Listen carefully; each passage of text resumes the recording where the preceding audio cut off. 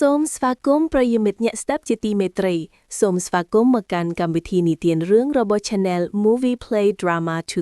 2026 ខ្ញុំពិតជាមានក្តីរំភើបខ្លាំងណាស់ដែលបានមកជួបបងប្អូនទាំងអស់គ្នានៅថ្ងៃនេះជាមួយនឹងរឿងរ៉ាវដ៏អស្ចារ្យបំផុតមួយដែលយើងបានរៀបចំឡើងតើអ្នកធ្លាប់ស្រមៃទេថា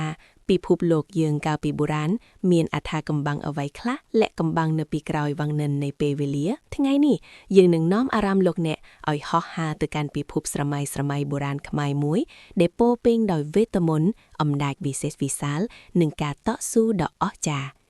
សូមអញ្ជើញរីករាយសន្តាប់នៅសាច់រឿងសង្ខេបនៃអថាកំបាំងប្រាសាទអណ្ដែតនិងដាវអគារនាគរដូវកាលទី1ដូចតទៅរឿងរ៉ាវរបស់យើងចាប់ផ្ដើមឡើងនៅក្នុងយុគសម័យងងឹតបំផុតមួយដែលមនុស្សលោកស្ទើរតែភ្លេចបាត់ទៅហើយ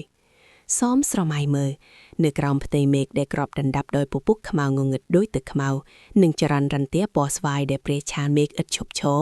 មានយុទ្ធជនម្នាក់បានឈរសម្លឹងមើលទៅប្រាសាទអណ្ដែតដ៏មហិមាមួយដែលអណ្ដែតត្រដែតកណ្ដាលអាកាសវាជាទិដ្ឋភាពដែលមិនគួរឲ្យជឿនិងព្រឺព្រួយបំផុត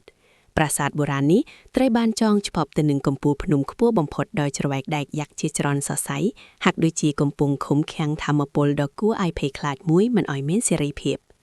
នេះមិនមែនគ្រាន់តែជាប្រាសាទទេវាគឺជាការហៅនៃវាសនាដែលបានកំណត់មកសម្រាប់យុទ្ធជនរូបនោះស្របពេលជាមួយគ្នានោះនៅជ្រុងម្ខាងទៀតនៃអាណាចក្រសញ្ញានៃការភ្ញាក់ដឹងខ្លួនបានចាប់ផ្ដើមហើយ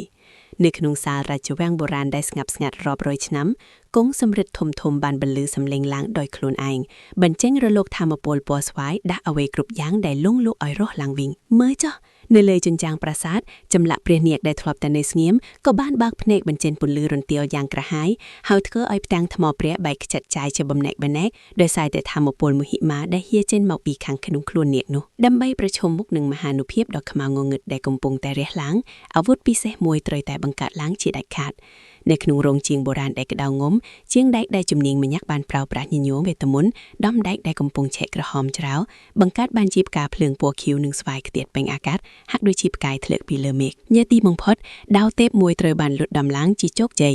វាជាដាវដែលហ៊ុំព័ទ្ធដោយអណ្ដាតភ្លើងពណ៌ស្វាយដ៏កាចសាហាវនិងមានវិញ្ញាណនាគនៅខាងក្នុងដែលយើងហៅថាដាវអគារនាគយុទ្ធជនរបស់យើងក៏បានចាប់ផ្ដើមការធ្វើដំណើរដ៏វែងឆ្ងាយគេត្រូវឆ្លងកាត់ព្រៃខ្មៅដែលពោរពេញដោយអបទ្រជិកស្រេបនិងអក្សរយ៉ាន់បុរាណដែលអណ្ដែតបញ្ចេញពន្លឺព្រាលៗតាមដងផ្លូវគេបានដើរឆ្លងស្ពានថ្មបុរាណដ៏គ្រោះថ្នាក់បំផុតកាត់ជ្រោះជ្រៅដែលមើលមិនឃើញបាតក្រោមពន្លឺរន្ទះដែលក៏ក្រហៀមមិនឈប់ឈរមិនត្រឹមតែប៉ុណ្ណោះគេត្រូវប្រឈមមុខនឹងឆ្មាំស្រមោលยักษ์ដែលយ៉ាំទ្វារប្រាសាទយ៉ាងតឹងរ៉ុងនិងត្រូវស្វែងរកចម្លើយដ៏អថាកំបាំងបំផុតពីស្រះទឹកស័ក្តិសិទ្ធិដែលផ្ទុកនូវរាល់ការចងចាំតាំងពីអតីតកាលដ៏យូរលង់នៃអាណាចក្រនេះប៉ុន្តែភាពងងឹតមិនដែលដេកលក់ស្រួលឡើយយប់នោះព្រះច័ន្ទពណ៌ឈាមបានរះឡើងយ៉ាងគួរឲ្យរន្ធត់ជាសញ្ញានៃគ្រោះមហន្តរាយដ៏ធំ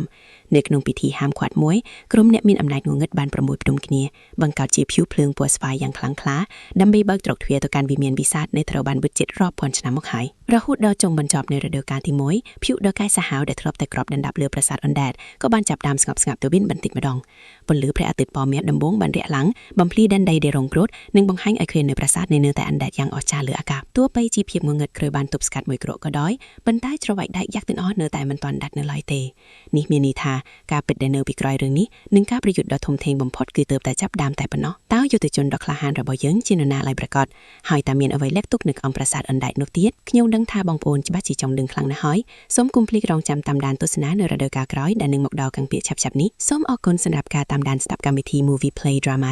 2026 នាថ្ងៃនេះខ្ញុំសូមជូនពរឲ្យអ្នកទាំងអស់គ្នាមានសុខភាពល្អនិងជួបតែសំណាងល្អគ្រប់ពេលវេលាជួបគ្នានៅភាពបន្តសូមជម្រាបលា